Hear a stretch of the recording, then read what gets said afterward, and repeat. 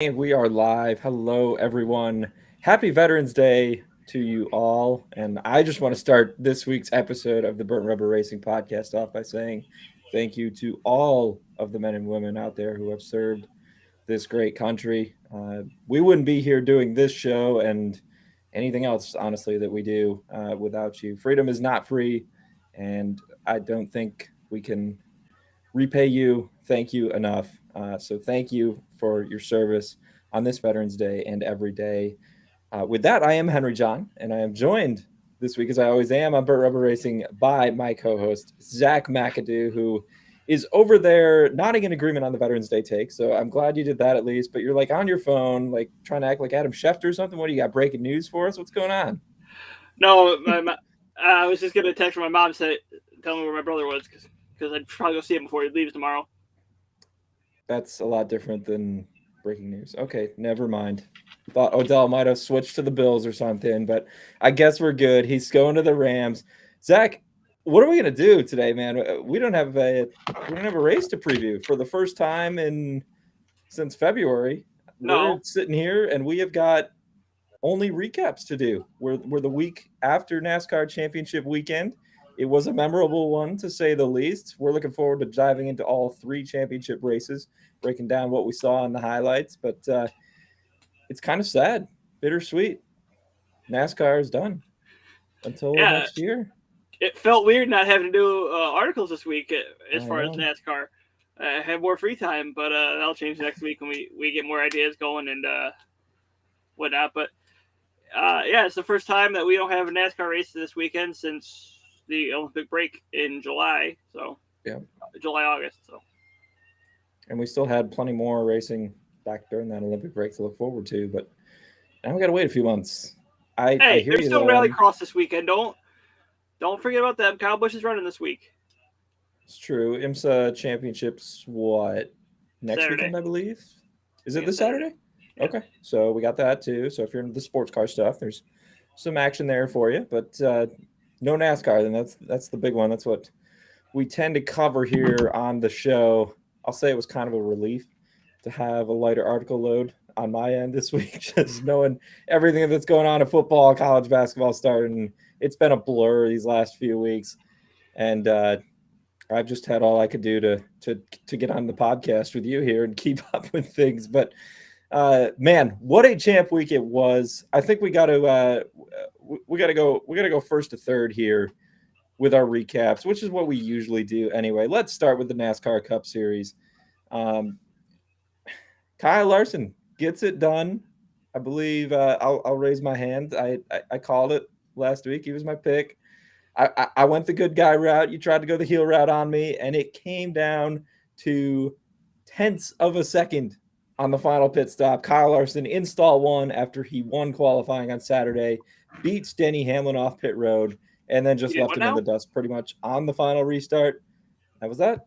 Kyle Larson caps an insane, dominant, incredible one for the history books 2021 season. I mean, you could throw pretty much every adjective, every superlative you want at it, and he really matched it and met those standards this year. Uh, you and I both had high hopes for Larson coming into the season. Moving over to Hendrick Motorsports, we both knew the caliber of driver he was. Obviously, you're putting him in the best equipment he's ever had in NASCAR. I don't know that either of us expected 10 wins and a championship in year one with the new organization. Maybe I'm wrong in trying to speak for you on that. I don't know that I went that far with my hopes, but wow, what a year! What a final race!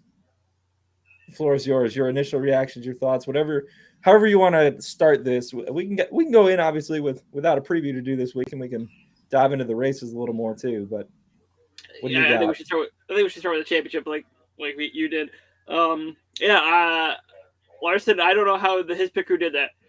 I, what the second to last pit stops there, I thought he was done for.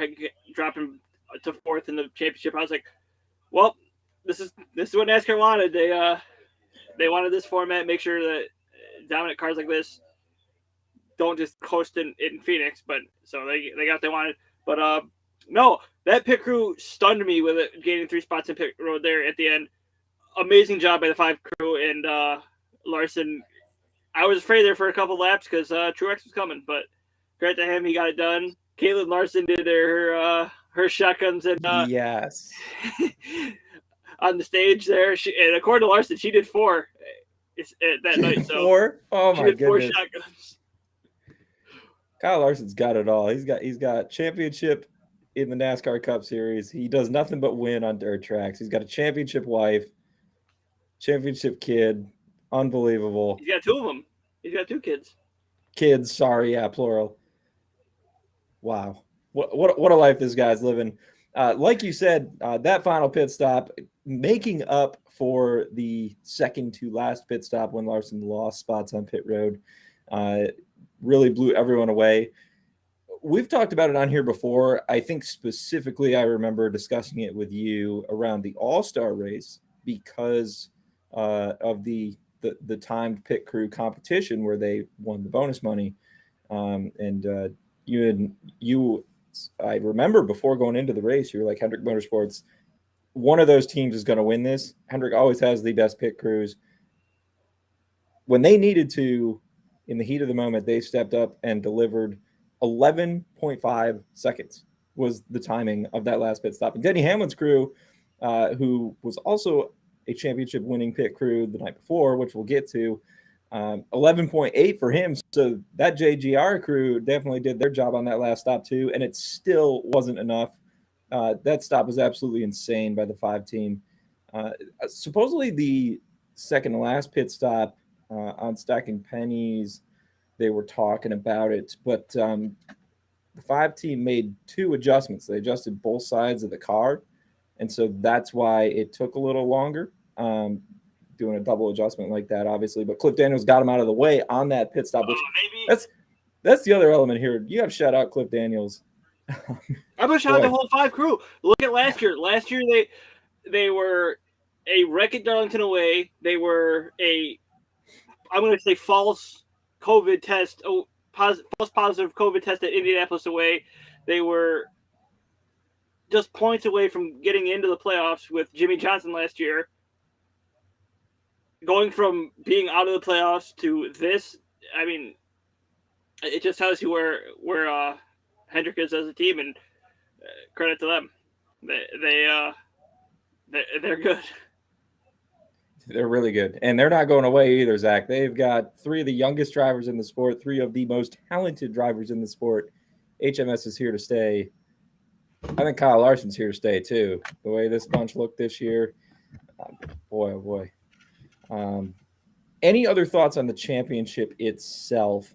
I think when I look at the race, I mean, it was pretty obvious that JGR had lined both the 11 and 19 up to be strong on the long runs. And if not for that last caution, it was Truex's championship. And the only one who had a shot to catch him was Denny Hamlin after he got around Kyle Larson there, and he was trying to make a run. Then you get that last caution, and it goes out the window. James Small even pumped the tires up on the 19, try to get him a little more speed off of the restart. Got him to second, but the laps just there weren't enough there for him to run down Larson. I really enjoyed, though, throughout the entire race, the differing strategies of the 2 teams. Because we had 2 Joe Gibbs drivers, 2 Hendrick Motorsports drivers, and it was very clear that both organizations had set the cars up differently and had different ideals for what they wanted to accomplish as far as the success of their vehicles. And I don't know. I really enjoyed that throughout the whole race. What did you think of the different strategies and whatnot? I mean, you're going to throw different strategies out there just to get them have 2 different opportunities to win the race and win the championship. You can't really. I mean, it sucks if you're the guy who's the opposite of that, because then, if we would have had their strategy, we might have won. So, I mean, it sucks, but at the same time, you got to be a team player and understand that big picture. Yeah, absolutely. Going back into stage 1, this race wasn't without its drama, though. We had different things happening. Got started pretty early on there when Corey LaJoie got into Bubba Wallace. Did you see anything specific coming out of that moment other than the the always hilarious on the next lap under yellow, LaJoy goes by and Bubba's out there doing a nice round of applause for him, golf clap, whatever you want to call it. I'm pretty sure he was smacking him a little harder than golf clap. But. I mean, there's nothing Corey LaJoy can really do there. They were 3 wide going to turn 3, so I mean, it's just a bad situation for all of them involved. So, but Corey ended up getting his comeuppance because you have Stenhouse and LaJoy going back at it again. Yeah, that was something that I thought the broadcast NBC, shout out NBC Sports Network because it's going away. NBC Sports, I guess they'll continue doing NASCAR on USA next year, but they did a horrible job of pointing out that they were 3 wide there, and Stenhouse actually got into LaJoy and sent him into Wallace. I thought that was awful, and hopefully Bubba saw that on tape after the fact. But yeah, like you said, then Stenhouse and LaJoy got into it again, and LaJoy got into the wall. I'll give credit where credit's due to the 17. They kept the car running the entire race and were able to pick up some spots, even though they were obviously not going to contend for anything. I think top 20 is probably the ceiling that what Spire's going out there to achieve. And once they got into that wreck, that was out the window for them. But they kept the car on the track the whole way, so that was solid. And Chase Elliott got by Kyle Larson toward the middle of the stage, and that's the other curious part of the early portion of this race was the 5 cars' decision to pit after the LaJoy Wallace wreck. Only 6 laps in. What did you think of that at the time? And I mean, it obviously wound up working out because of the aforementioned second Stenhouse LaJoy encounter, but that was a little odd to me to give up all that track position.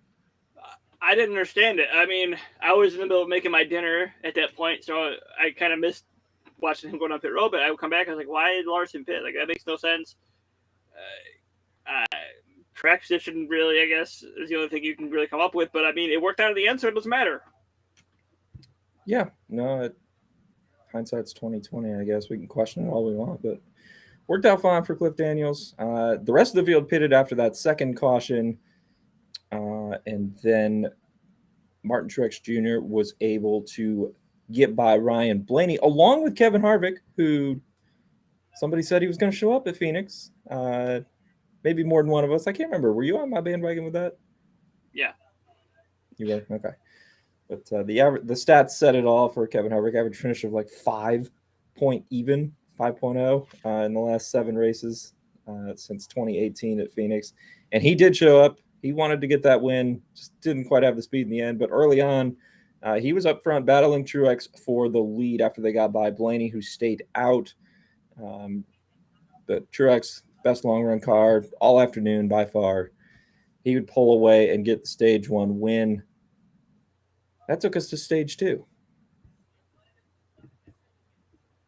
What did you want to highlight from there? I think I have to start by highlighting the fact that we got one last spin out of Quinn Houff, and I really enjoyed it just because of everything this show has covered over the full season. Yeah, I mean, what a way for Starcom to go out. I mean, I know. Blaze of glory, literally, with Quinn Houff behind the wheel.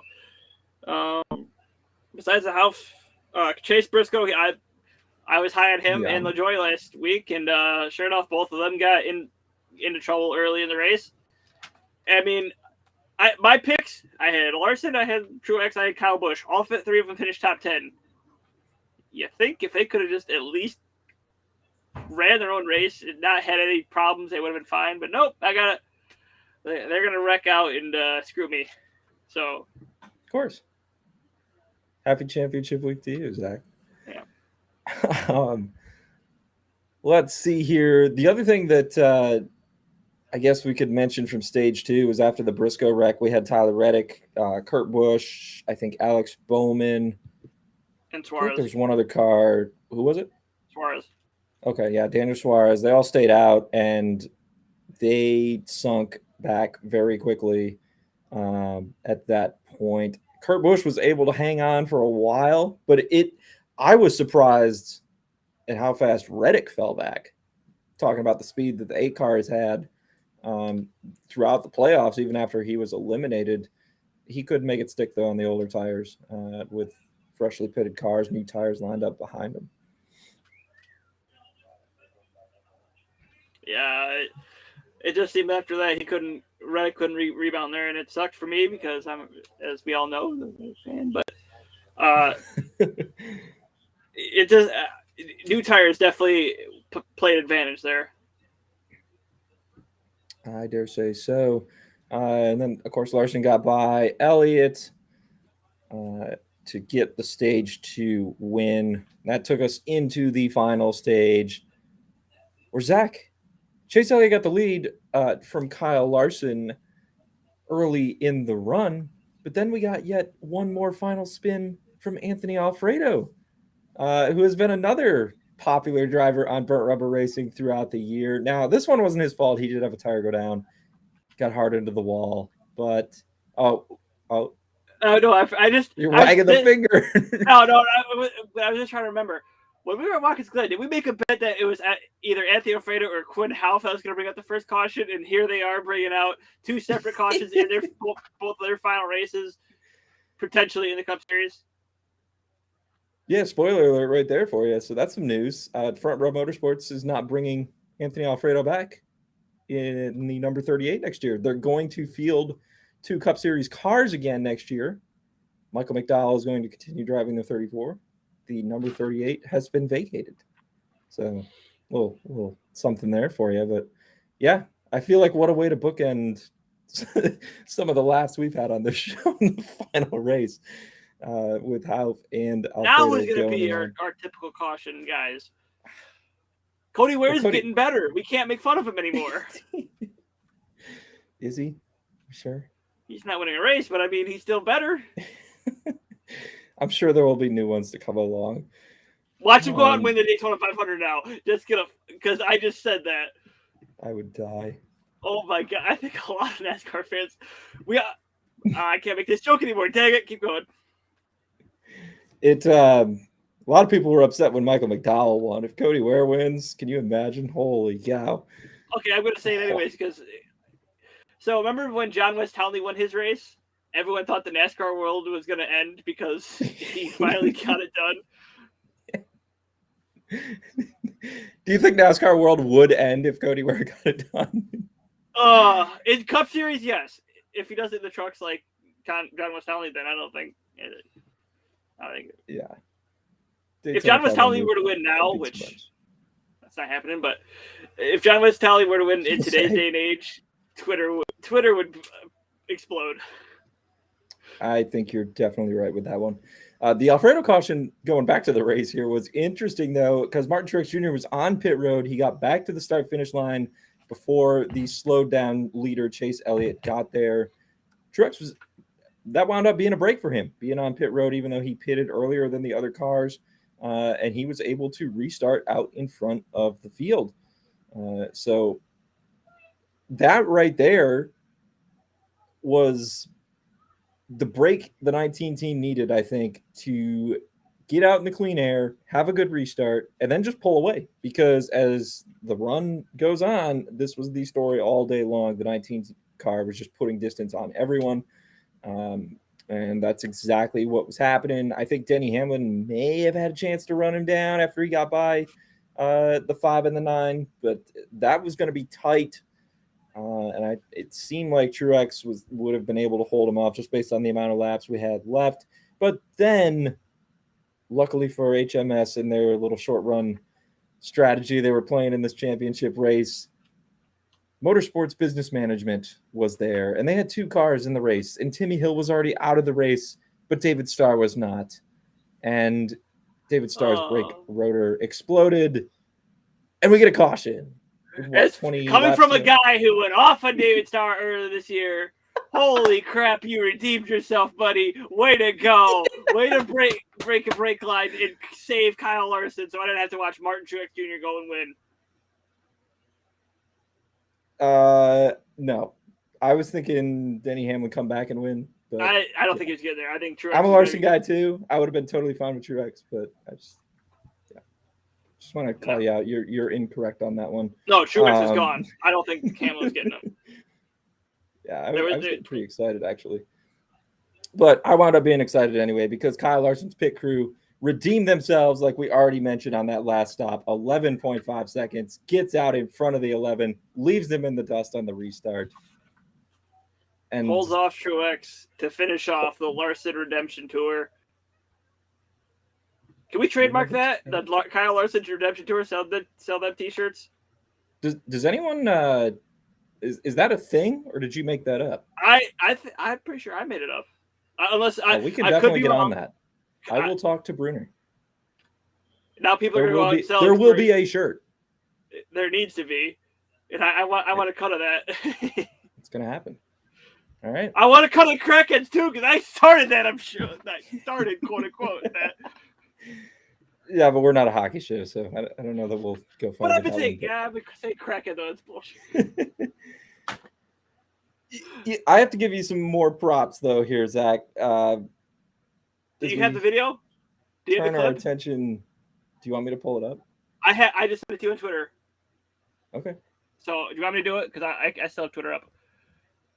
I could probably find the audio here. Well, you send it to me on Twitter. Yes, you did. Okay, I got it. I was going to show the video, but okay. Ladies and gentlemen, October 21st, 2020, we were talking about Daniel Hemrick and how he failed to win another race at Texas. Well, one of us on the show said this.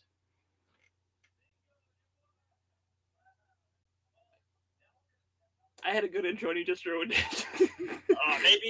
Maybe he points his way into the Final Four and gets his first win there. Wouldn't that be a story? And what did he do? He went out and did it, pushing Austin Cindric out of the way a little bit, but Rubbin's racing. Cindric knew it. And Daniel Hemrick, for the first time in over 100, I want to say it was 120 starts, he gets his first NASCAR National Series win and the championship. He wins the championship too. How about that? It was insane. I went nuts. Just knowing that you had laid that scenario out. We were just kind of tossing around scenarios, I think, going through the standings when you said that, right? Like, and it just kind of came to you. You're like, what if he could point his way into the Final Four? And then that's his first race win. Here he goes and points his way to the Final Four, bumps Cindric coming out of the final turn. And, oh, by the way, on the final lap, Cindric had him cleared on the backstretch. I don't know how Hendricks sent it into the final turn. Cindric missed somehow the turn. Wrapped it around and got up into him and won this damn race. I went absolutely nuts. And obviously you did too. But yeah, and that'll sound better on the podcast, by the way. I'll clip out the pause for where my mic was muted. I was stunned. Like I was like, I didn't think he had a chance going in. I thought it was. We talked to it last week. I thought it was Cindric to lose, and sure enough, he lost it. Now, I feel for Cindric. I feel for Cindric because that's the second time this year that has happened to him, where he probably should have had the race won, but due to contact, he lost on the regular season championship by Allmendinger, and now this. I mean, that's hard to swallow both. One, let alone two. I mean, yeah, 100%. He was definitely upset, but there's nothing you can say, right? Like, you're going for a championship there. There was nothing foul about the move. It wasn't a case of Hemrick going into him to intentionally wreck him. It was bump and it was run, and I mean, Cindric crossed the line just fine too. He just crossed the line second. Yeah. And to Cindric's credit, he acted like a champ answering those questions. Yeah. As much as I think it was Marty Snyder asking him questions, he was trying to get that little sound bite, but Cindric didn't bite. I felt the same way. I thought they were very jabbing questions, and I really was kind of stunned that so many were asked. Like it felt like the interview could have ended 3 questions sooner Yeah. than it did. Is that just me? I felt like the interview lasted long too, but I think he was absolutely trying to get that soundbite, and shame on him because I understand you're trying to get the clickbait stuff, but at that time you don't do that to a guy like that. Yeah. That wasn't Will you classy. acknowledge him as the champion, I think, was one of the questions I asked. Like, come on, man. You don't need that here. By the way, Daniel Hemrick, the backflip off the top of the car and everything. Like, boy, I hope this guy goes on and wins some more races because that's the celebration I need to see more of, I think, in my life. I'll say that. I posted on my Instagram. I was happy to see the backflips back. I mean, it's been 5 years since it has been over 5 years since we saw one with Carl Edwards.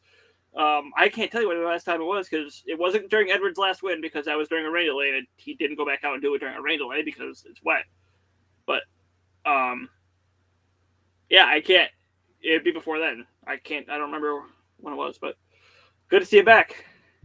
Yeah, 100%. I also have to say Hemrick was strong throughout the entire race. Going back to the pit crew discussion from the Cup Series race, Denny Hamlin's pit crew team from Sunday also was on pits for Hemrick on Saturday night, and they did a great job gaining him spots throughout the night. I think they had one bad stop in the middle of the race, if I would remember right. It's been a few days, but they were able to bounce back from that. Hemrick was fast. He didn't come from out of nowhere to win the race. Cindric just led the majority of the final stage, I think, is kind of the way I see it. I don't know. It didn't feel like a shocking upset or anything to me. I mean, do you disagree with that? Because I know Cindric had the final stage kind of on lockdown and was pulling away, and then you get the late restart and that changes things. But I don't know. Hemrick was fast all night. Led laps. Who won stage 1? Did he win a stage? I don't remember. I feel like he won a stage too, but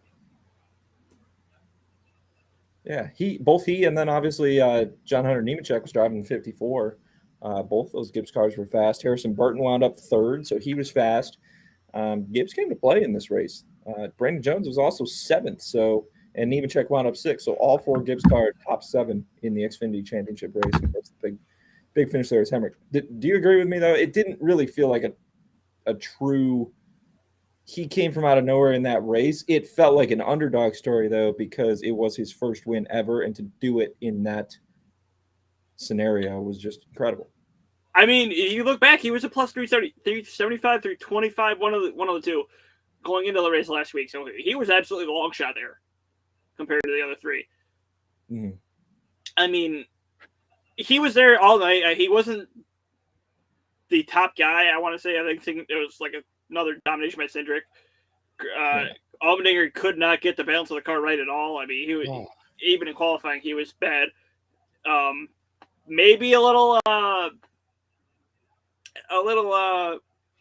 itchy arm there, and he maybe turned the car too much there in turn 1 and 2. Definitely seemed like that. But I don't know about that one.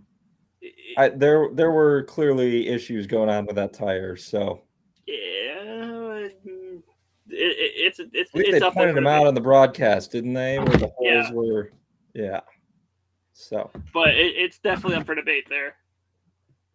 Guess so. I'm gonna say it was clean though. That's my hunch. Maybe I just am wishing for it, but listen, we both call it guys, but I think there's something up there. I think something smells fishy. Possibly. That's all I'm gonna say. Possibly.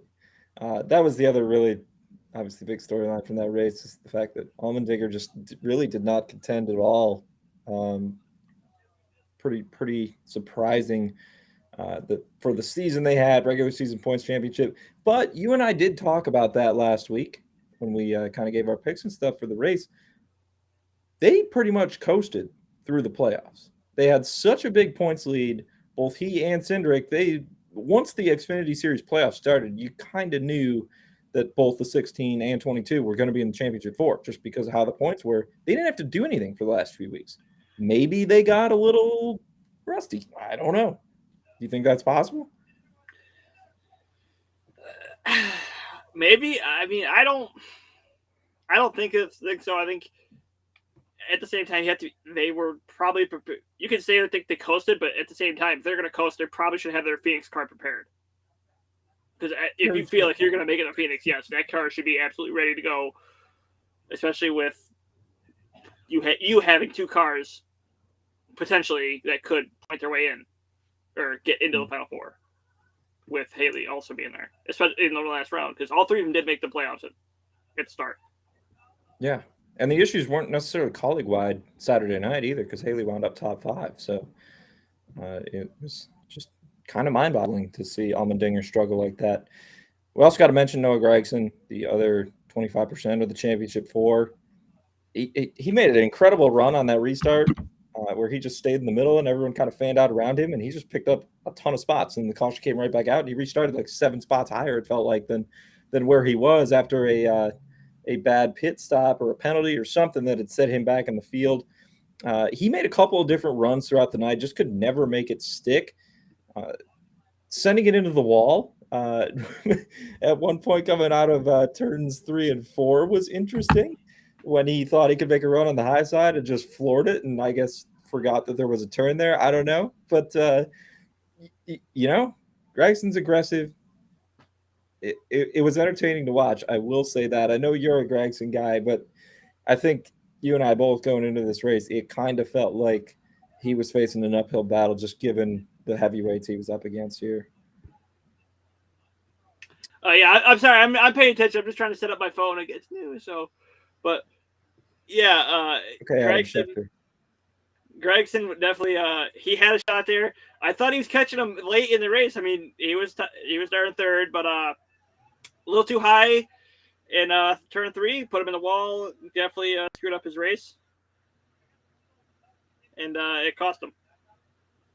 It did. Just one other thing I want to point out to you, Zach, before we jump to trucks, and that is Riley Herbst rounding out the season with a 4th place finish. There you go. Let's go to Friday night, where the Camping World Truck Series Championship started off rather interesting, should we put it that way. John Hunter Nemechek goes not 1, but 2 laps down right out of the gates. Manages to get one of those laps back, but he didn't get back on the lead lap until the final stage. It was just an uphill battle for the 4 truck, I feel like, all night long, and yet he had a chance in the end to kind of make some noise. Was really a caution away. I think a caution bunches up the field there from having a legitimate shot to come all the way back and challenge seriously for the championship, one of the fastest trucks on the track throughout the race, despite the early difficulties with the tire. Interesting battle, though, up front for the championship all night long. Matt Crafton didn't have the speed in the 88 for ThorSport, so with Nemechek's troubles, that really left Zane Smith and Ben Rhodes to duke it out. And you had a couple other fast trucks running up near the front all night around them. Chandler Smith, who won the race and took home the Truck Series Rookie of the Year award along with it, beat out Carson Hocevar for that. Stuart Friesen was fast. Sheldon Creed obviously was fast. Christian Eckes, how about him? 6th place finish in this race. Of course, got his first win a few weeks ago, so he has a bright future ahead of him. But really, with Nemechek struggles and the lack of speed in the 88, this felt like a 2-horse race for the championship, talking about Zane Smith and Ben Rhodes. And it definitely got exciting down the stretch. Yeah. I mean, Zane Smith got out there, got his win last week. He knew his back against was up against the wall this week. He knew what he had to do. He had it there with about 20 laps to go, and was leading the rest of the field. Because, like you said before, John Nemechek, you got to feel for that guy. Not his fault for what happened, just unfortunate circumstances there. But it happened. Crafton was really never a shot there. He fell back early, but Smith had to hold off Rhodes there at the end, and he did for the most part. What happened? He was holding Bro- him off, and the gap must have been 10 truck lengths on with 28 or something to go. And 2 laps later, and we're talking about a 1 mile track here, 2 laps later, Ben Rhodes was by him. And then he just pulled away. And they were talking about how Rhodes was shifting in the corners all night long. So obviously he was making something work, yeah. And he got done in his post-race interview. I loved it. He was like, "I was doing things with the truck I definitely shouldn't have been doing over the last 40 laps." Oh my God! If you haven't seen his post-race press conference, go watch that. That was freaking hilarious. Libations are good. I'll have to check that out too. But I don't know how he makes ran my him friend down so Bud fast. here. What'd you say? I don't know how he ran him down so fast. It was the blink of an eye. The gap went from massive to nothing. Then he was by him. Then he was putting distance on him. Ben Rhodes finishes third behind Chandler Smith and Stuart Friesen and wins the NASCAR Truck Series Championship. I mean, what a drive over those last few laps.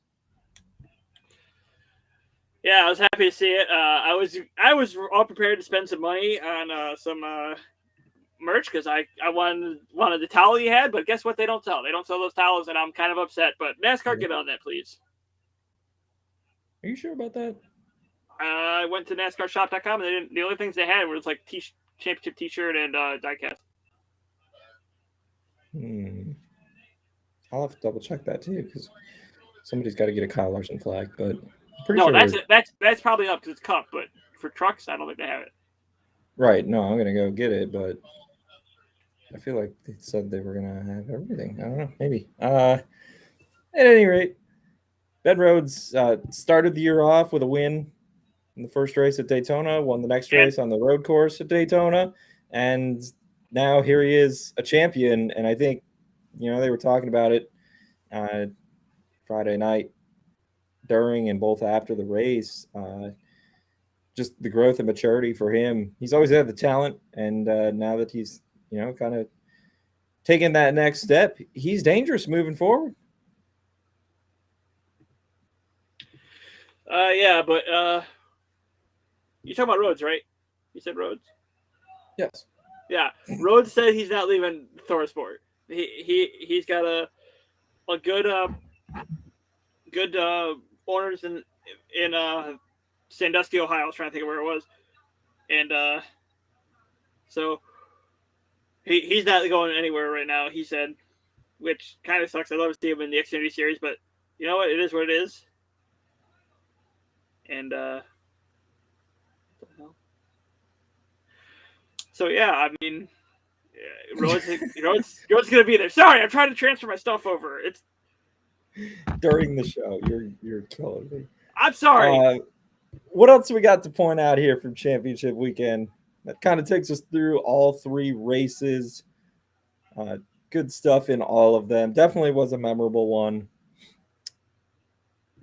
I think standings wise, I told you I was going to highlight this before the show, and you were more than happy for me to do it. Kevin Harvick, the best finisher in the NASCAR Cup Series standings of all of the non-playoff drivers, and he didn't win a race this season. Non-championship 4 drivers, I apologize. He was a playoff driver.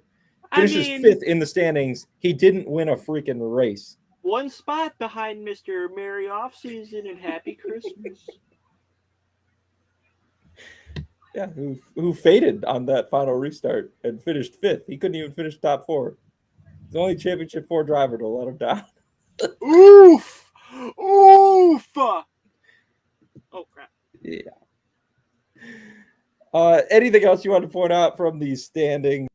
And then I guess, it's sad again to think that we don't have a race to preview and lines and DFS and whatever, but maybe we could dig up some news headlines, set the stage for some free agency stuff that we're looking at here and projecting ahead and call it a show.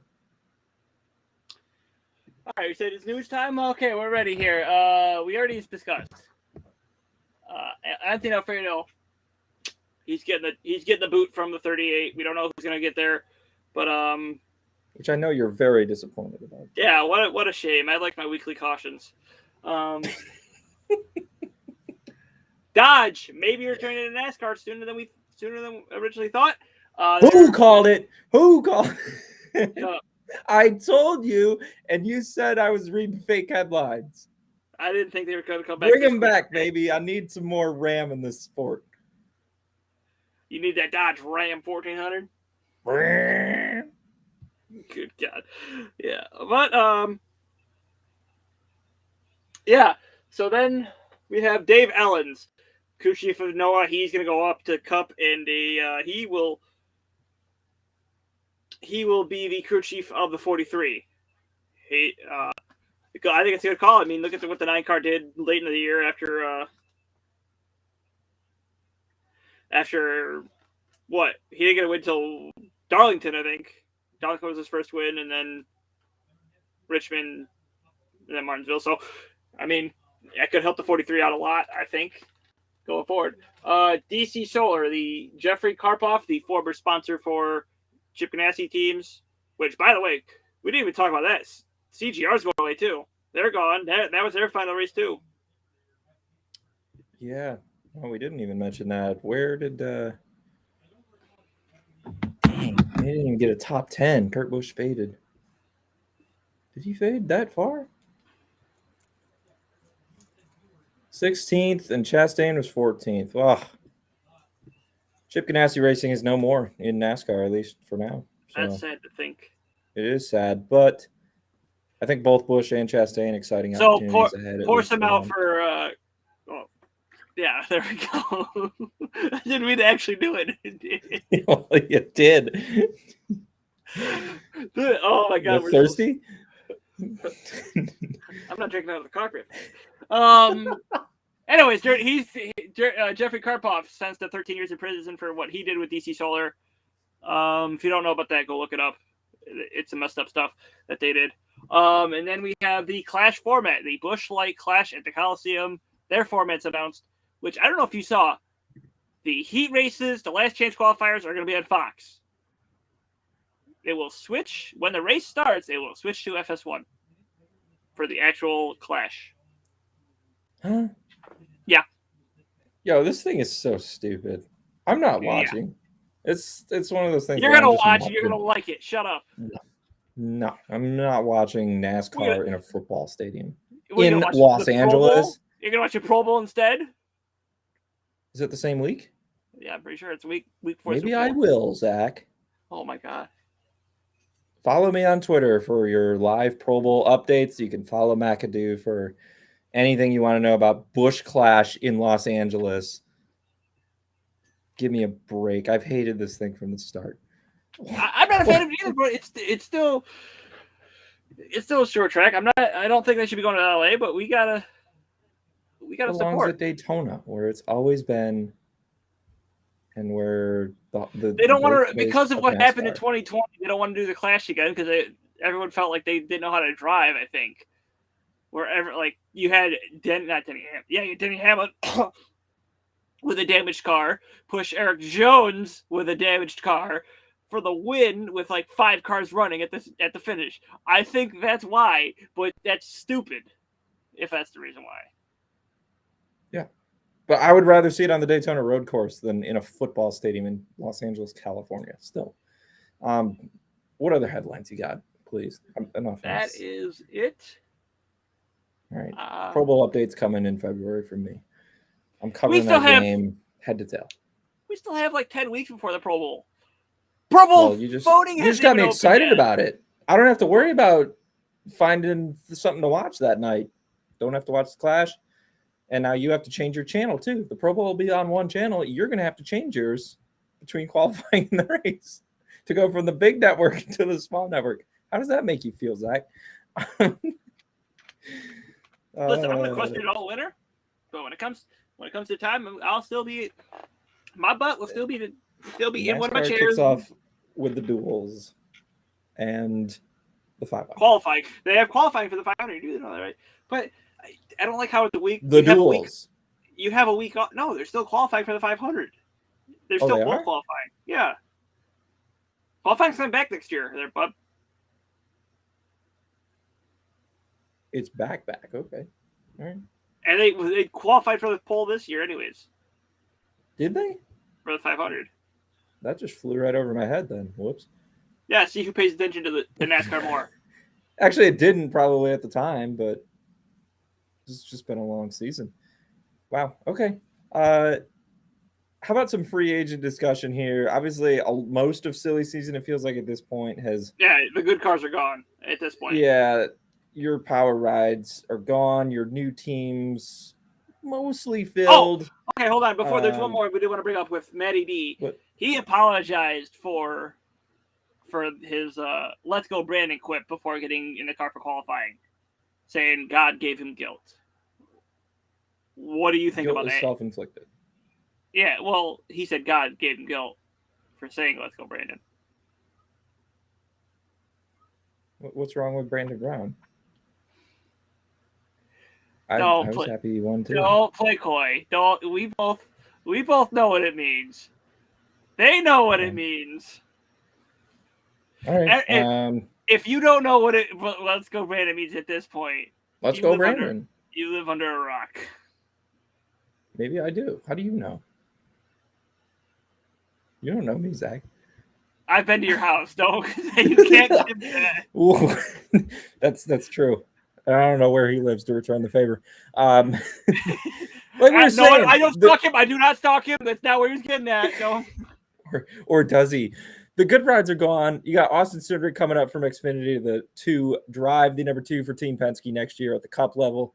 He would have loved to end his Xfinity full-time days with that championship. Obviously, it wasn't meant to be because Daniel Hemrick had to do backflips and break curses, whatever you want to call it. Ross Chastain's moving over to the 1 for Trackhouse Racing with Chip Ganassi folding. He joins Daniel Suarez, who will stay in the 99 as Trackhouse expands. Purchase the Ganassi charters. They'll have presumably better equipment.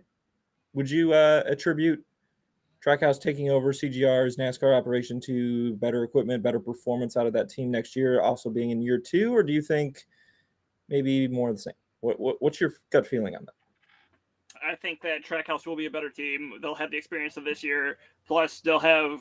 I think they have the employees coming over from CGR too, so that'll help too. Most of them. They'll have.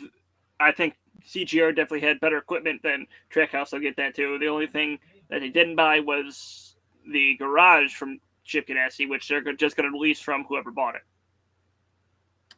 They are still doing Nashville, right? They're trying to open shop in Nashville. I couldn't tell you. Is it still I a don't thing? remember. Or did they? Okay. I'll have to do some research on that. So, yeah, that's the Trackhouse situation, obviously, with CGR going away. Zach mentioned Dave Ellens. Is that how you pronounce it? Taking over as crew chief for Eric Jones in the 43. So, a positive, we think, move there for Richard Petty Motorsports. Harrison Burton moving up from JGR in the Xfinity Series to drive the number 21 for Wood Brothers Racing. That's being vacated by Matt DiBenedetto, who still does not yet have a ride. What else we got going on here? Brad Keselowski obviously left the 2. Cindric's taken over. He's going to drive the number 6 for Roush Fenway Racing. That's vacated by Ryan Newman. Ryan Blaney gets a new crew chief with Todd Gordon retiring. Jonathan Hasler will be atop the box for the 12 team next year. Justin Haley is going to drive full-time for Colleague Racing. Crew chief yet to be announced for the 16 Cup Series team. Kurt Busch to 23XI Racing, driving the 45. Joining Bubba Wallace as a second teammate. Another team that I think you and I both think is going to take a step forward next year. They got a year under their belts. They were already doing some positive things down the stretch of the season with one car. You get a veteran driver in there too, like Kurt Busch. Good things ahead for them. Let's see here. Ricky Stenhouse Jr. signed the 1-year deal to stay with JTG Daugherty, who's going down to one car next year. That leaves Ryan Preece, who drove the 37 this year, without a ride. His status TBD. And, of course, Anthony Alfredo is out at Front Row Motorsports. The 38 team, that is a ride that now needs to be filled, the 38 Ford for Front Row. Michael McDowell will be back, but Alfredo, I like the headline. Alfredo to explore other opportunities with a semicolon. Front Row Motorsports to field 2 Cup cars in 22. So they don't say Alfredo got canned. He's just exploring other opportunities. So to be honest with you, Zach, when I went to that headline and saw it, and I clicked on the story, there was a part of me that was like, okay, did they offer him a deal to come back, but Alfredo's just going to explore other opportunities before he decides? Like, that headline is absolutely terrible. It doesn't say he's out of the ride. It just says he's like, what? Yeah. So Alfredo needs a ride. He's exploring. While he's off exploring, you also have Matt DiBenedetto sitting here without a ride. You've got Ryan Newman. Is he done full-time? Is he going to do part-time? What's the deal with him? Who am I forgetting? Ryan Preece needs a ride. And I believe that is it from this year's drivers, correct? I believe so. Yeah, and I also didn't even mention Ty Dillon coming up, GMS Racing starting a full-time Cup Series team in '94. Ty Dillon will be back in Cup full-time for them, so he's got a ride. Yeah, my bad. But yeah, so I don't know. Do you think one of those guys is a candidate to take over the 38, or do you think that'll come from a lower series? Obviously, Front Row with a truck team. Todd Gilliland ran well for them this year, and I don't know. What are some other moves that you're kind of forecasting here, or what are you looking forward to shaking out in silly season moving forward? So I think the 38. It's gonna all depend on if is Newman gonna be a full timer, or if he's gonna stay with if he's gonna just try to be a part timer. I don't know if he said that or not. I don't feel like I haven't heard a peep from him. No, I don't think so either. So,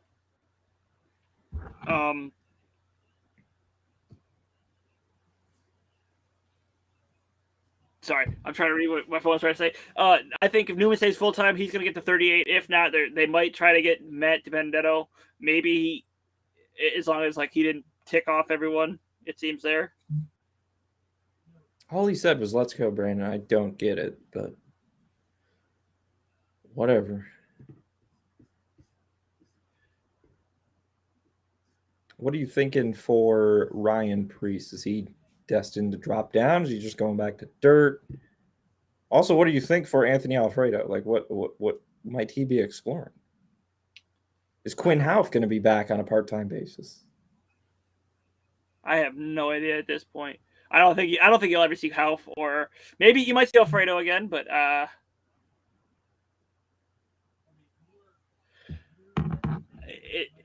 it's a tough call, really. Also, is Starcom definitely going away? Because wasn't there a rumor they've sold their charter? Okay, who bought the charter? Do we know that?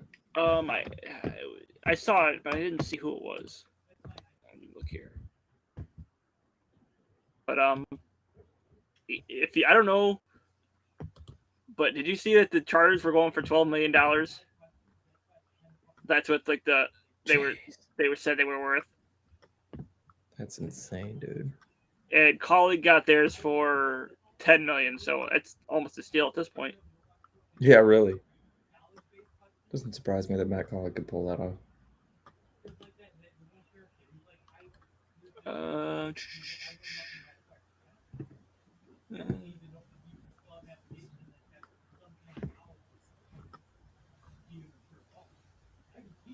Spire bought it. Is Spire doing 2 full-time teams? That's what it's got to be at this point. So they need a second driver too, correct? They got Corey LaJoie. With what's his name going out now, with Justin Haley officially going to. So the 77 is a seat that has to be filled. Okay. So there's a couple rides still out there. They're just not great rides. I like what I saw out of Spire this year. So, I mean, if they can continue moving in the right direction, maybe that's better than we think potentially down the road. One other headline, I guess I should throw it out there. Tony Stewart on Kyle Larson, quote, "Best race car driver I've ever seen," end quote. Love it. Congrats, Kyle Larson. Congrats, Daniel Hemrick. Congrats, Ben Rhodes. Amazing championship weekend. Really an amazing season altogether. What else you got for the people, Zach? Anything? Not It's that sad. Yeah. Preview. We're all done for now. We'll be back next week though.